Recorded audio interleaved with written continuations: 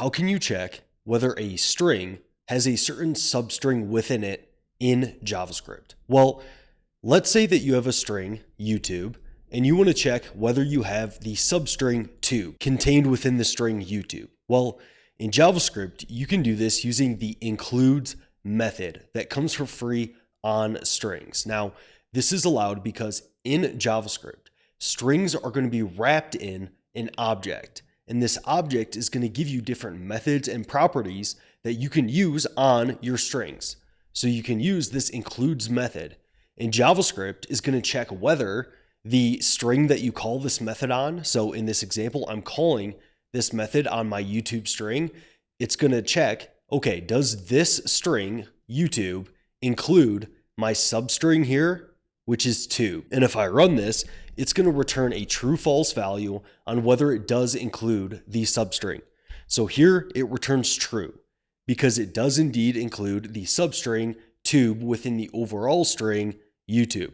Now, one thing that's important to remember with the includes method is that it is case sensitive. So if I look at this next example here, and I have the string YouTube, and I want to check, does lowercase tube exist in my overall string? Well, this is actually going to return false because my overall string, it doesn't actually include lowercase tube within it.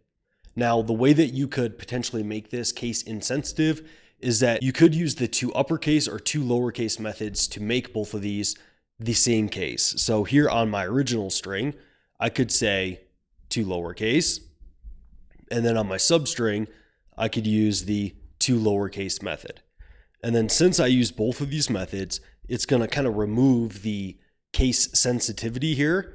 And now you'll see that I do indeed get true because I lowercase them both. So they'll have the same case.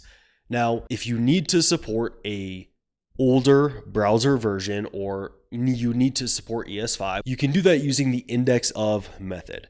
So here in this example, I can use the index of method that exists on strings, and I can pass in my substring like normal, and the index of method, it's going to return -1 if that value doesn't exist. So here I am evaluating whether my .index of method doesn't equal -1. So if it doesn't equal -1, it means that substring does exist in my original string. So if I run this here, you're going to see that I get true because it doesn't equal -1. Now, if I make this lowercase here, you're going to get the same thing. This is going to be case sensitive as well. And then I get false when it's just lowercase tube. All right. So that is how you can check whether a substring exists in a string in JavaScript.